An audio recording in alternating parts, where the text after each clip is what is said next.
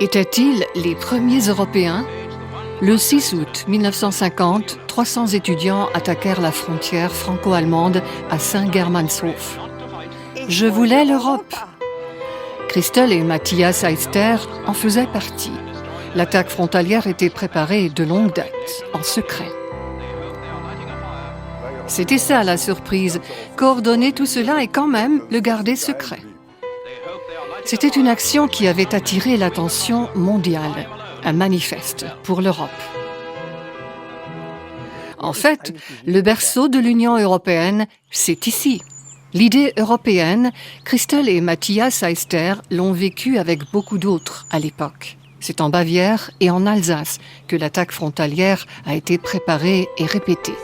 Quand le couple Heister se trouve aujourd'hui devant l'ancien bureau allemand des douanes à Saint-Germanshof, exactement là où se trouvait la barrière, les vieux souvenirs reprennent à nouveau vie.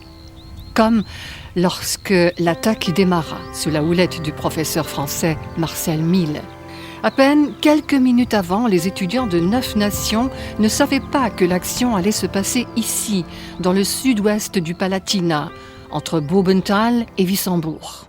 L'endroit où ça allait se passer et comment on pouvait y parvenir, c'était secret. La venue de nombreux reporters était une exception. Monsieur Mille avait rassemblé les reporters à Heidelberg. Ensuite, on y est allé de 3 côtés. Une fois de Heidelberg avec les reporters, puis nous, avec 3 bus en tant que club de sport, sur différents passages du Rhin et également ici. Nous ne savions même pas où aller. C'est seulement ici, dans ce village, que Mille a dit « c'est là, à cette frontière ». Des 2 côtés français et allemands, plusieurs groupes se dirigèrent vers la frontière. Il fallait que tout soit coordonné, et cela, à l'époque, sans soutien technique, comme des téléphones portables. Les activistes pour l'Europe devaient, si possible, arriver ici tous en même temps. C'était très excitant, mais la tension a diminué parce que nous devions attendre très longtemps dans un bus avant que nous puissions rentrer ici. Qu'est-ce qui nous attend ? Qui allons-nous rencontrer là-bas ? C'étaient des grandes questions. Les Français avaient des difficultés comme ils ne pouvaient pas contourner Wissembourg. Ils devaient donc traverser la ville. Il n'y avait pas d'autre possibilité d'arriver ici. En fait, ils avaient une astuce. Ils ont envoyé d'avance 3 étudiantes et l'une s'est évanouie. Ils ont donc appelé les douaniers « Venez donc nous aider !»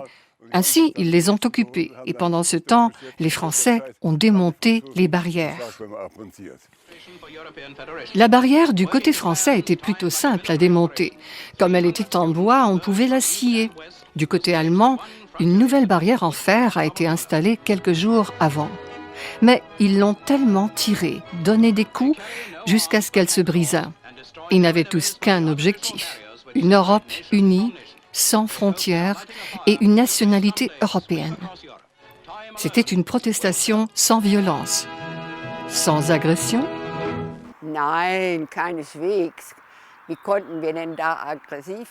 Non, comment pouvions-nous alors être agressifs ? Non, pas du tout. Nous nous sommes vite rassemblés afin de résumer ce que nous voulions réaliser. Nous venons de l'Europe. Cette ambiance, nous l'avions déjà créée auparavant. Lorsque les Français étaient là, nous étions très heureux, car ils auraient aussi bien pu être retenus quelque part.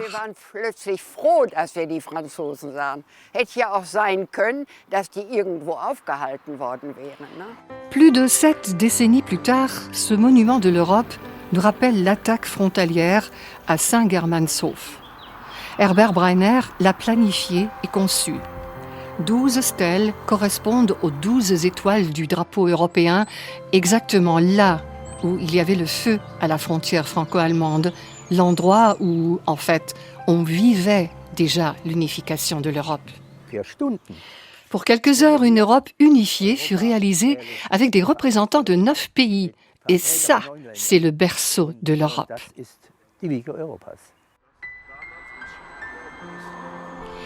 La vieille douane et le monument à Saint-Germanshof attirent toujours encore des visiteurs. Parfois, ils ont de la chance quand Matthias Heister s'y trouve et raconte quelles étaient les raisons de cette attaque frontalière. avec la même passion fascinante que déjà toute sa vie durant.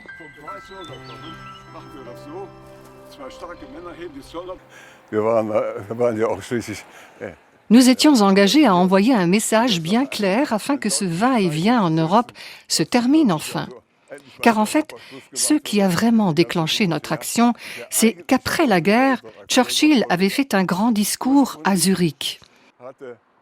Il s'est alors uni à un Belge et ils ont organisé à Den Haag une première assemblée européenne. Et là, ils ont décidé, nous allons à Strasbourg et nous y fondons l'Assemblée européenne. Et cette Assemblée européenne a siégé pour la première fois en avril 1950 à Strasbourg. Et alors, les représentants des nations ont dit « Cela ne va pas que vous fassiez seul cette Assemblée européenne. Nous devons désigner un Conseil des ministres. » Alors ils ont décidé que l'Assemblée ne peut qu'approuver ce que le Conseil des ministres autorise. C'était la raison pour laquelle nous avions protesté, car nous voulions une Europe fédérale et pas une Europe des nations. Malheureusement, ça ne s'est pas fait jusqu'aujourd'hui.